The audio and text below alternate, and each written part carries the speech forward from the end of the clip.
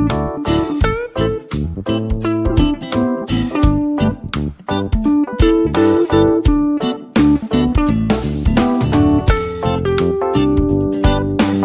neocolonialismo es la práctica geopolítica que se encarga de utilizar el mercantilismo, el clientelismo político, la globalización empresarial y el imperialismo cultural para influir en un país, en el grupo de oligarcas que hablan el mismo idioma y tienen la misma ciudadanía, que los neocolonizados establezcan una élite para dirigir las poblaciones y apropiarse de las tierras y recursos que poseen.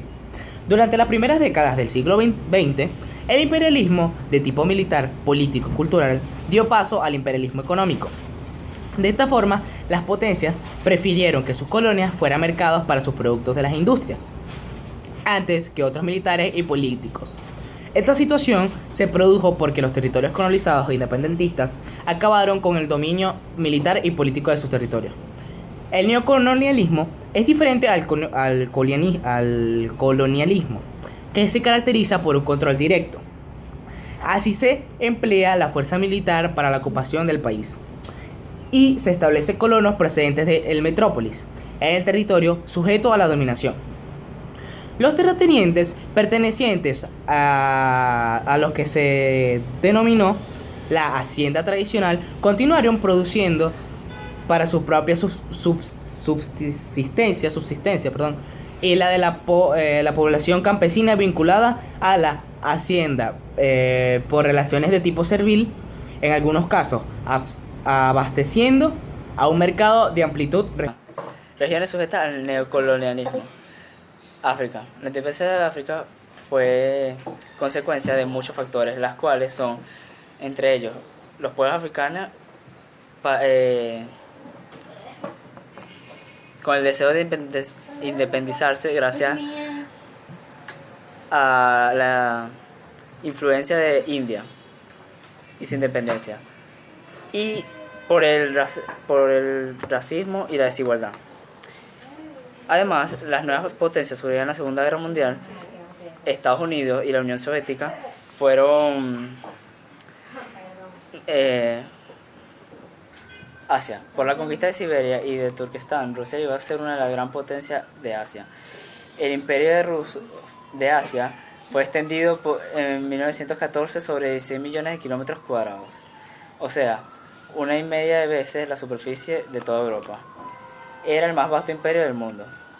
La conquista de Siberia por los rusos empezó a finales del siglo XVI, pero se hizo lentamente porque los rusos debían atender el frente europeo de su imperio, y Siberia solo fue tierra de castigo y presidio inmenso, a donde fue deportado durante varios siglos, desterrando a todos los presos políticos y de derecho común. Pero a medida del siglo XIX y después de la guerra de Crimea y el Tratado de París, los rusos volvieron a la nueva vista de Asia. Las causas de la neocolonización se basan tras la liberación política de las colonias. Se mantuvieron generalmente las antiguas estructuras económicas, la dependencia de las importaciones de la metrópolis, la concentración de la producción en ciertas materias primas para exportar a Europa y la carencia de los medios técnicos y del capital. Y la conservación en ciertos casos de la propiedad de las industrias en manos de los colonizadores suponen la continuación del control económico sobre estos países. La devaluación de las materias primas que exportan y la venta de bienes manufacturados de mayor valor añadido genera un déficit comercial nocivo para estos países. La ilegítima deuda externa asumida por ciertos países es también un factor relevante en el proceso. Neocolonismo de origen japonés. La transformación de Japón es, por su instantaneidad, uno de los hechos más importantes de la historia que se puede decir en algunos años. Japón adquirió la experiencia que Occidente se demoró varios siglos en lograr. Los portugueses llegaron a Japón poco después de haber llegado a China en 1543.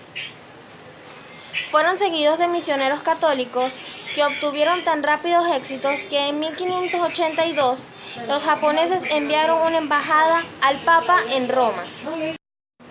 En América, muchos países latinoamericanos recurrieron durante la década de los años 70 a créditos de bancos multinacionales o empresas privadas de esos países.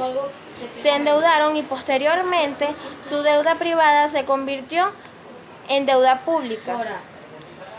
Esto fue posible por la clase dirigente, con intereses extranacionales con una visión neoliberalista, o por gobiernos militares impuestos desde afuera. En el caso de Latinoamérica, muchos de estos gobiernos fueron impuestos por los Estados Unidos, como en Holanda, Inglaterra, entre otros.